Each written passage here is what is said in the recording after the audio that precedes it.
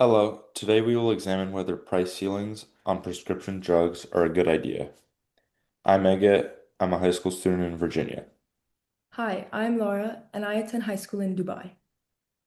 Hello, I'm Emre, and I also attend high school in Virginia. For most products, market prices and quantities reflect where demand equals supply. Pharma markets have features that make them distinct. Demand for prescription drugs is inelastic. Medicines are necessary for health, so their quantity demanded does not decrease much when prices increase. Another reason for the inelastic demand is insurance. Patients with insurance only pay a part of the drug price, so they do not feel the full impact of price increases. A second feature of prescription drug markets is low level of competition. Many drugs are protected by patents, therefore, they are basically monopolies. Regardless, there are a small number of pharma companies competing against each other. A third feature is the high cost and uncertainty of research and development. Not every project is successful, and the few that result in useful drugs have more costs for safety testing and marketing. These features tend to drive the price of drugs higher. Here's an illustration of a drug with an inelastic demand that is under patent protection, therefore supplied by a monopoly. To maximize profits, the company chooses the quantity where marginal cost equals marginal revenue. Then it determines the price for that quantity according to the inelastic demand curve. The price is high because we have a monopoly and an inelastic demand. Price ceilings can address the high cost of prescription drugs. They can have several consequences. Price ceilings would reduce the cost of prescription drugs to payers, but at the same time, they would reduce revenues of pharmaceutical companies. Therefore, price ceilings would create an economic transfer. Let's start with the impact on payers. The largest payer is the US government.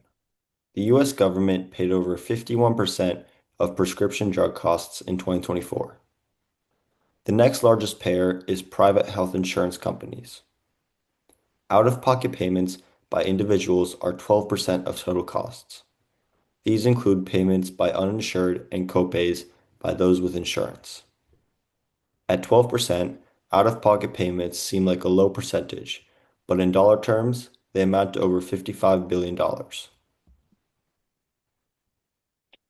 Just to translate that, doing the math, the average out-of-pocket household spending is approximately $420 per year. A Kaiser Family Foundation poll found that over quarter of US adults have difficulty affording prescription drugs. These costs can be a large burden, especially on lower income households. Of those who found it difficult to afford their medicines, 40% had income less than $40,000.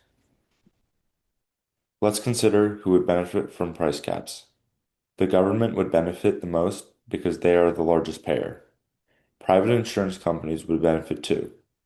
However, it is not clear how much of these savings they would pass on to their customers. Savings for some Medicare patients may not be large. Medicare recently adopted a cap for out-of-pocket costs. Patients who already spend above this cap may not benefit much, but other patients could. Also, because many Medicare patients are older with fixed incomes, the savings could be especially important for them. Patients with private insurance may not benefit as much if their copays do not change. This group tends to be working adults, so the financial impact on them may be smaller. In contrast, uninsured would benefit greatly. Lower drug costs could even allow them to buy medications they could not previously afford. These savings may also have secondary economic benefits. For example, improved health may allow people to work. Importantly, lower prices can save lives when people can afford medicines they need. Although it is hard to value human life, the Department of Health and Human Services estimates that the society is willing to spend roughly $13 million to prevent a single death.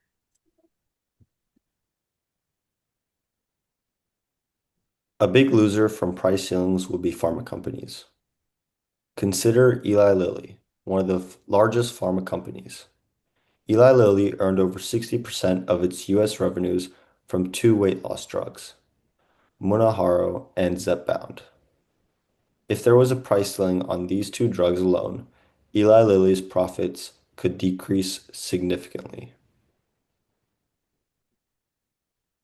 When profits of pharma companies decline, so do their stock prices. Declining stock prices would impact investors. A large share of pharma company stocks are held in retirement accounts. 401k retirement plans held $9 trillion in 2023. Over 50% of investments were in US stocks. For context, the healthcare sector is 12% of the S&P 500 index, which is a broad indicator of the US stock market. Doing the math, a 1% drop in pharma company stocks implies a loss of over $5 billion in retirement savings. Lower revenues would also impact innovation and new drugs. R&D is risky. A company may have 100 products in development, but only 10 make it to the market. The company earns revenues for 10 projects, but bears the cost of 100. Because of the high risk of R&D, investors tend to require high returns.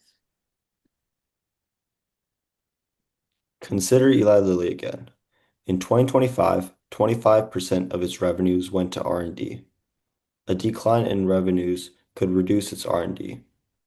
According to researchers at USC, 10% reduction in revenues would reduce innovation between 2.5% and 15%. If less drugs are invented, some diseases may be untreated and deaths may not be prevented.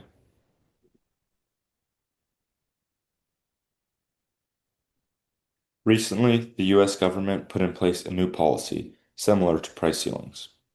Medicare is now negotiating maximum fair prices for select drugs. The program takes into account some of the considerations we discussed. For example, it targets drugs with inelastic demand. It considers whether a particular drug has competing alternatives. It also considers incentives for innovation. When choosing drugs for price negotiations, it considers whether the drug already earned back its R&D costs. We believe this program, in theory, balances benefits and downsides of limiting prices. It could be a good policy to expand. However, the program is new and its impact is not yet fully evaluated. Other policies can target the features of pharma markets that result in high prices. Allowing imports of drugs from other countries, such as Canada, would increase competition. Allowing earlier introduction of generic drugs would create more drug alternatives for patients. When a generic drug is offered, branded drug prices decline. The government can share some of the R&D risk. This can be achieved by more grants for drug research. The government can also guarantee buying a certain volume of a drug if the drug is approved. This policy would encourage companies to develop drugs to compete with those already in existence. With more competing drugs, prices would decrease. Thank you for your time.